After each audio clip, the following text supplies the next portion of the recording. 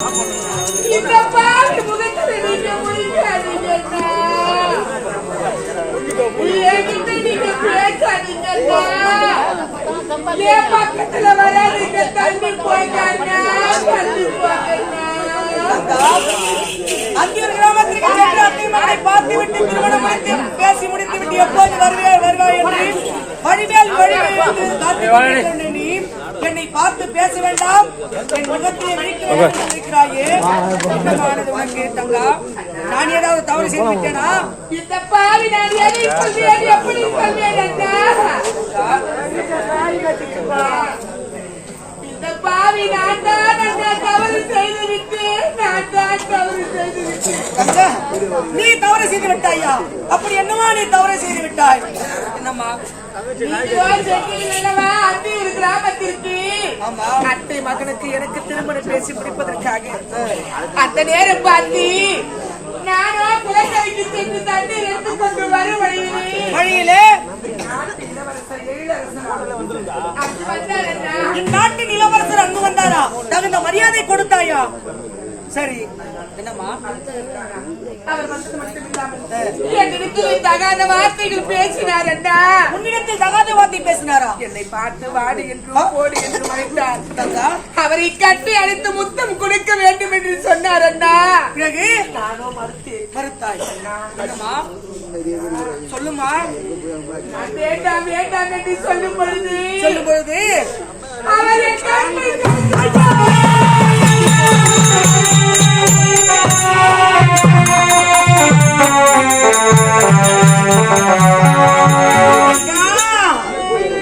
உன்னுடைய கற்பை எழுதுதான் இப்போது கதறி கதறி எழுது கொண்டிருக்கிறாயா தங்கா கலைச்செல்வி? தங்கா, கனவாக வந்த உணவு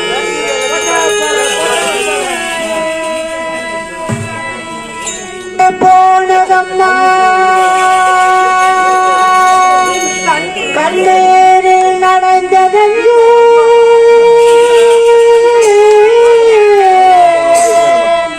கலைங்கி வாடுதம்மா.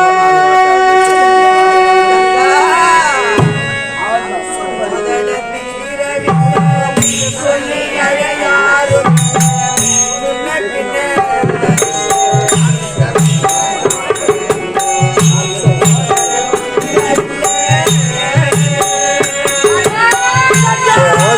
தீரவில்லை, சொல்லி அழையாரும் இல்லை, பிள்ளை அழுதவில்லை,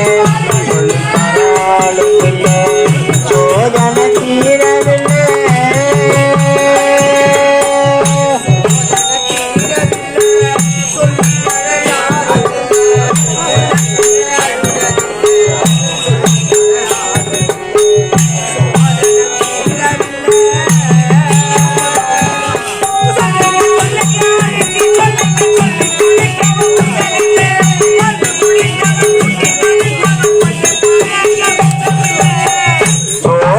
தீரவில்லை, சொல்லும் யாரும் இல்லை, முன்ன பின்ன அழுதவில்லை, சொல்லும் தராளும் இல்லை, சோதனை தீரவில்லை.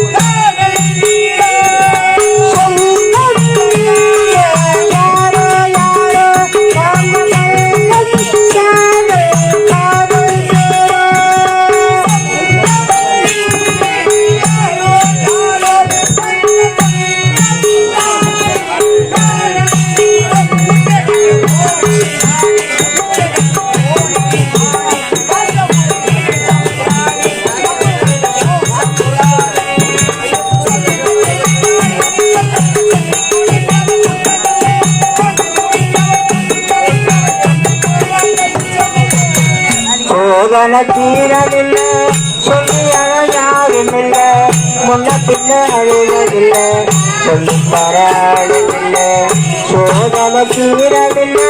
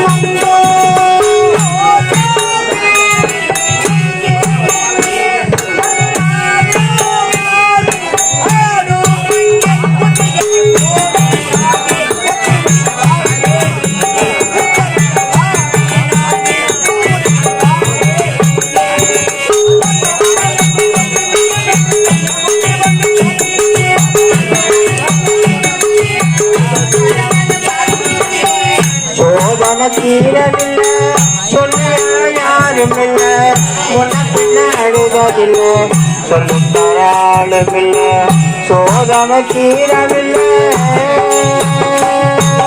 யாரோ யாரோ யாரோ யாரறிவாரோ யாரோ யாரோ யாரோ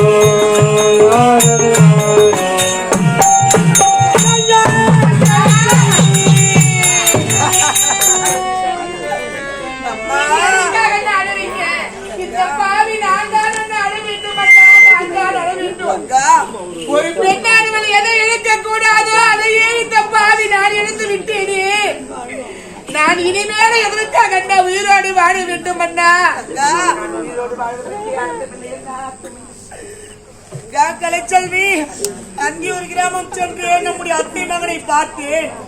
திருமணம் பேசி முடுக்கிவிட்டு திருமணத்திற்கு நாள் குறித்து வந்து விட்டேன் அம்மா.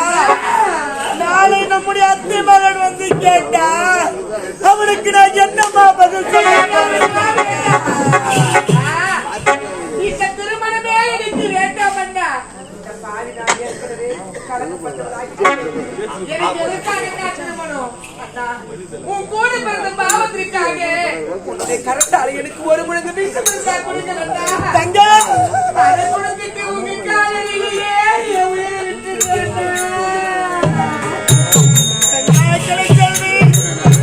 என்னுடைய கரத்தினால் உன்னுடைய உனக்கு ஒரு துளி விஷத்தை நான் கொடுக்க வேண்டுமா? நீ பிறந்தவுடனே நம்முடைய தாய் தந்தை இருவருடைய விதிவசத்தால் இறந்து விட்டார்கள். தாயற்ற குழந்தை சீரற்று போகக்கூடாது என்று அன்று முதல் கொண்டு நாள் வரையிலும் தாய்க்கு தாயாக தந்தைக்கு தந்தையாக அண்ணனாக இருந்து பாலோட்டி சீராட்டி தலைவாரி பூமுடித்து பல்லுக்கு முன்னிட்டு பின்னின்று அழகு பார்த்தவன் அம்மா இந்த அண்ணன்.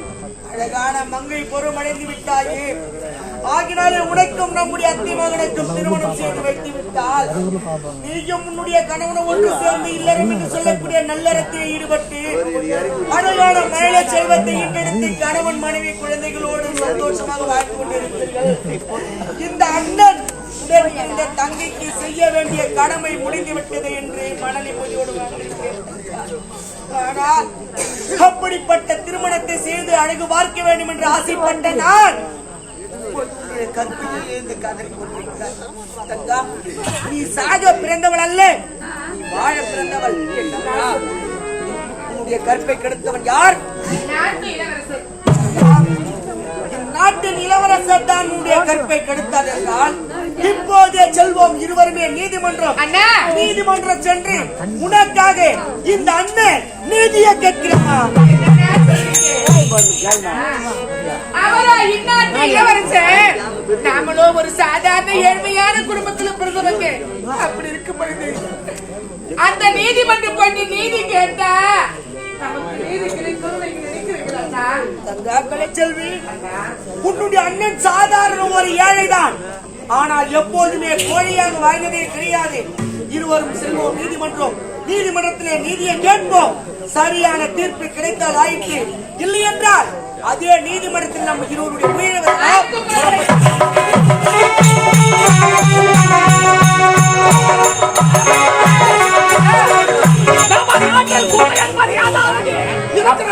நமது நாட்டில் குறை என்பது முறையிட்டு பார்த்தால் கிடையாது, மன்னா கிடையாது.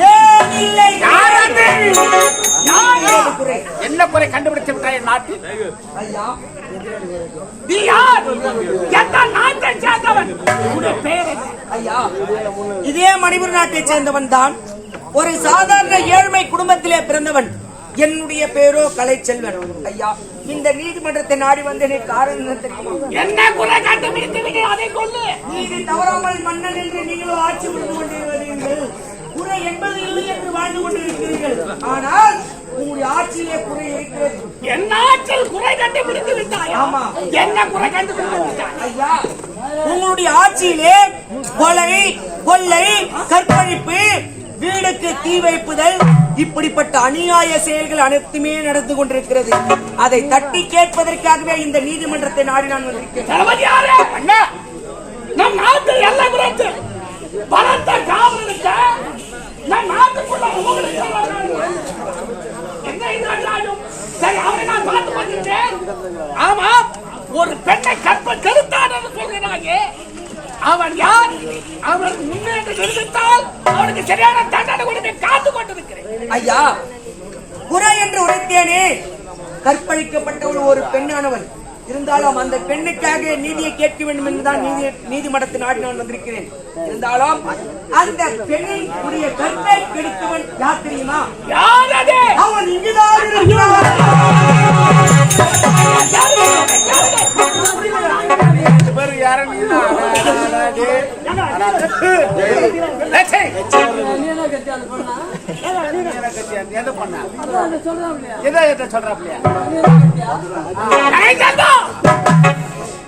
இதே இடத்தில் இருக்கிறானா? அவனை காட்டு பார்க்கலாம். ஐயா, ஆண்டியாக இருந்தாலும் சரி, அரசனாக இருந்தாலும் சரி, நீதி ஒன்றுதானே? யாந்தனை ஒன்றுதான். அந்த பெண்ணினுடைய கற்பை கெடுத்தவன் யார் தெரியுமா? இதே நாட்டிலே தான் இருக்கிறார், இதே அரண்மனையில் தான் இருக்கிறார். அவன் இங்குதான் இருக்கிறான் என்று உரைத்தனை யார் தெரியுமா? இந்நாட்டின் இளவரசன் உன்னுடைய மகன். என் மகன் யார்? எப்பேற்பட்டவன்? அறிவுள்ளவன், ஆற்றல் மிகுந்தவன், படித்தவன், பண்புள்ளவன், எனக்கு பிறகு நாட்டு தகுதி படைத்தவன். என் மகனை பத்தி எனக்கு தெரியாதா? அவன் மீது அபானமான பழி சுமந்து வந்து விட்டாயா? செல்வா, இதற்கு சாட்சியானடா? ஐயா, இதற்கு சாட்சிதானே. இதோ பாதிக்கப்பட்ட தங்கைதான். நீயா? உன் அண்ணன் சொல்வதெல்லாம் உண்மையா? உண்மையா? இதோ பார், அண்ணனும் தங்கையை சேர்த்து கொண்டு நாடகம் நடத்த வந்து விட்டார்கள்.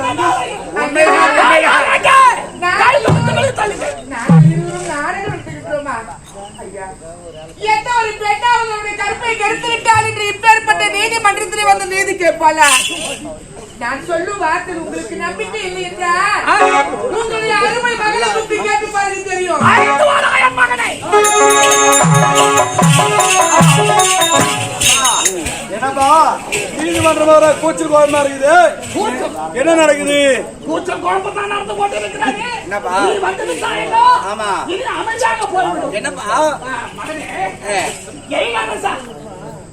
அதோ குளக்கரைக்கு நீ சென்று வைக்கிறாங்க. அப்பா, குளக்கரைக்கு நானா? அப்பா, நம்முடைய அரண்மனையிலே எத்தனையோ நீச்சல் குளம் இருக்கு. அப்படிங்கும் போது நான் ஏன்பா குளக்கரைக்கு போறேன்? அதோ அந்த பெண்ணை பார்த்து வைக்கிறாயா? என் தங்கச்சிப்பா, என் தங்கச்சி தினந்தோறும் பார்த்துட்டு தானே இருக்கிறேன். உன் தங்கை நான் சொல்லவில்லை. யாரு? அதோ அந்த பெண்ணை பார்க்கிறாயா? அப்பா, அப்பா, என்னடா? நானு அந்த பொண்ணு இதுவரை பார்த்ததே கிடையாது. ஏன் மீது ஆணையாக, தாய் நாட்டின் மீது ஆணையாக, தமிழ் மீது ஆணையாக அங்க அமர்ந்திருக்க தாய்மார்கள் நானே சொல்றேன். மன்னா, இந்த பெண்ணை இவர் பார்த்திருக்க மாட்டார், பார்த்திருக்க மாட்டார், பார்த்திருக்க மாட்டார். என் கட்சிக்காரரை பேச விடாமல் நிறுத்த பார்க்கிறார். ஆகையால் இந்த வழக்கை வருகிற 37ஆம் தேதி எந்த மாசம் 37? அது விடு கணக்கு கோட்டால ஆண்ட. அப்பா இந்த பெண்ணை நான் இதுவரை பார்த்ததே கிடையாது. எனக்கு அரண்மனையில முக்கியமான வேலை இருக்கு, நான் போயிட்டு வரேன். ஆராய்ச்சி நாடகம் போகவே தெரிஞ்சு போச்சு. இருக்கிற முழிக்கிற முழியே சரி கிடையாது.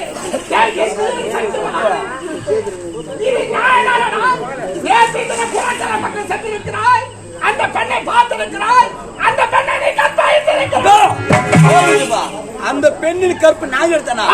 யாருப்பா? இந்நாட்டு இளவரசன், உன்னோட மகன், வருங்காலத்தில் நாட்டுக்கே மாமன்னே.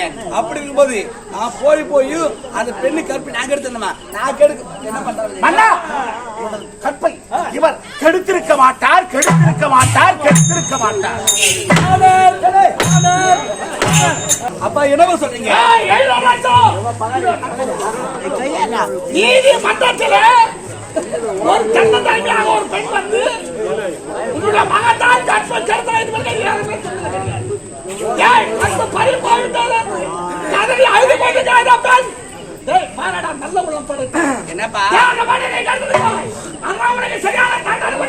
தண்டனையா? ஓஹோ, அந்த பெண்ணை கற்பை கருத்தது எண்ணி எனக்கு சரியான தண்டனையா? என்ன தண்டனை?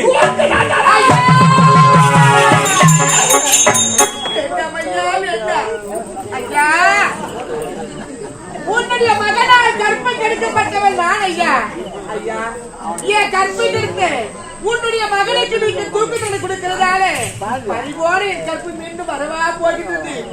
ஐயா, அவருக்கு கொடுக்கிற அந்த தூக்கு தண்டனையே எனக்கு கொடுங்க ஐயா. நான் சந்தோஷமா பாவம் அந்த பொண்ணு கொடுத்துருப்பா. அந்த தண்டனை எனக்கு கொடுத்து பரிதாபப்பட்டு கேட்கிறானே. சாதாரண பெண் குலத்து பொன் விளக்கணும். ஓ, தண்டனை மாத்தி அமைக்கிறீங்களா? என்ன தண்டனை? இதே மேடையில் இதே இடத்தில் உங்க இருவருக்கும் திருமணம்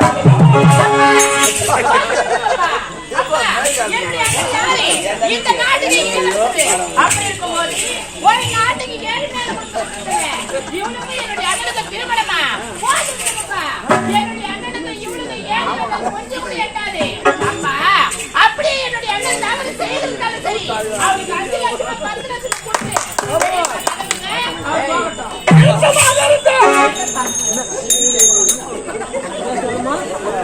5 லட்சமா 10 லட்சமா கொடுத்தாச்சுமா? இப்ப நான் அவன் சொன்ன நல்லா கேட்டுக்கோ. இப்ப நான் உன்னை கற்பை சொல்றேன். என் தங்கச்சி ஒரு 5 லட்சம் 10 லட்சம் ஒத்துவாளா? நீ ஒத்துக்கியா? நீ யாரு? ஒரு நாட்டுக்கு அப்படி இருக்கும்போது நீ பேசாதடா. பொம்பளை பேசுறதுக்கு இடமே கிடையாது.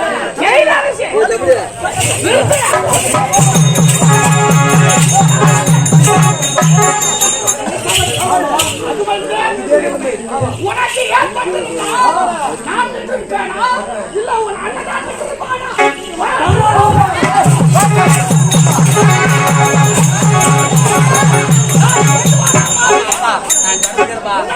ஒரு 5 லட்சம் ஒரு 5 லட்சம் 10 லட்சம் கொடுத்துருப்பா. போட தங்கச்சி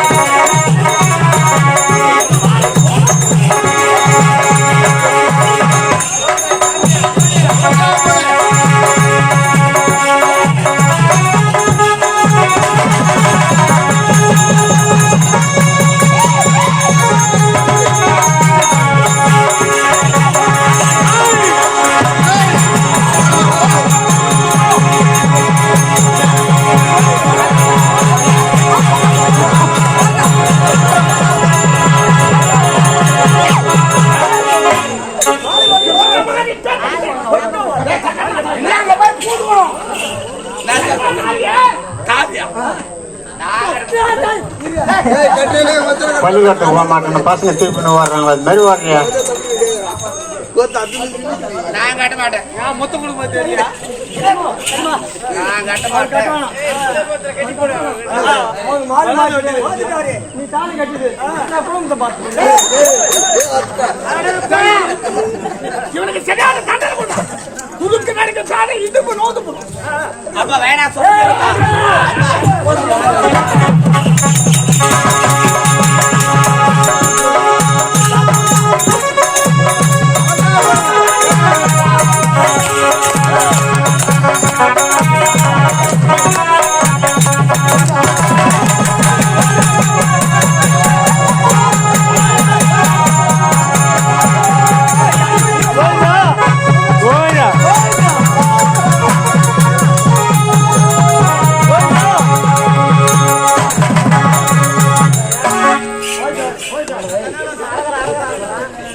மாமா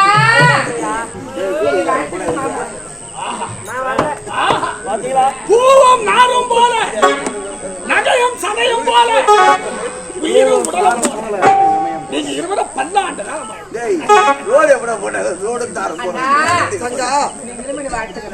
தங்கா கலைச்செல்வி பெண்ணின் பெருந்தக்கை யாவுளே கண்ணன் தின்பனும் கற்பையும் உண்டாக பெறின் தன்னையும் காத்தேன் தன்னுடைய கற்பையும் காத்தேன் பொறுமை என்னும் நகைகளை அணிந்து நீ பெருமையோடு வாழ வேண்டும். அது மட்டும் கிடையாது தங்கம், என்றென்றுமே வைத்த குங்குமத்துடனும் பூசும் மஞ்சளுடனும் தீர்க்க சுமங்கலியாக இருக்க வேண்டும் என்று இந்த அண்ணன் நான் உன்னை மனதார வாழ்த்துகிறேன். வாழ்க வாழ்க வாழ்க. தங்கா கலைச்செல்வி, உனக்காக நீதியை கேட்க வேண்டும் என்று இந்த நீதிமன்றத்தை நாடி நான் ஓட்டோட்டமாக ஓடோடி வந்தோம். நீதிமன்றத்திலே நாட்டு மன்னர் சரியான தீர்ப்பை கொடுத்து விட்டார். இந்நாட்டின் இளவரசருக்கும் உனக்கும் இந்த நீதிமன்றத்திலே திடீரென்று திருமணம் முடிந்து விட்டது. இருந்தாலும் உடன் பிறந்த அண்ணனாக இருந்து உனக்கு கொடுக்க வேண்டிய தாய் வீட்டு சீதனத்தை கொடுக்க முடியாத நிலைமையில் இருக்கிறோமா தங்கா கலைச்செல்வி. தாய் வீட்டு சீதனம் கொடுக்கவில்லையே அப்படி என்று மன வருத்தமே இருக்க கூடாது. பிறந்த வீட்டிற்கு பெருமையை சேர்க்கிறாயோ இல்லையோ, புகுந்த வீட்டின் பெருமையை கண்டிப்பா சேர்க்கணும். அந்த நம்பிக்கை நான் வைத்துக் கொண்டிருக்கிறேன். கணவன் மனைவி இருவரும் சந்தோஷமாக வாழணும்.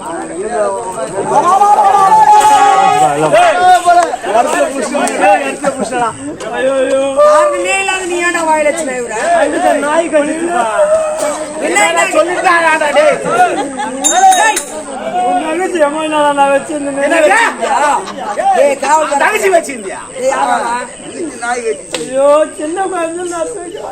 பாதுகாப்பா வளர்த்த அப்படி சொல்லு. அது இருக்குமா 3 ஆத்துட்டு போடுங்க. அரகத்துக்கான தாலி கட்டினாங்க யாரவா? என்ன உனக்கு பிரச்சனை சொல்லு. எல்லாரும் ஒரு வணக்கம் வச்சு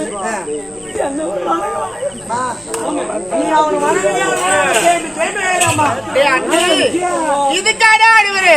நான் கூட என்னமோ ஏதோ நினைச்சேன். எனக்கு என்ன தெரியும், நீதானே சொல்லி கொடுக்கணும். நீ என்ன மனதார வாழ்த்துதான். 10 பெத்து 16 பெத்து எல்லா சொத்து அவசரப்பட்டியா வாழ்க்கை 16 செல்வங்கள் பெற்று பெருவாழ்வு வாழ வேண்டும் அப்படின்னு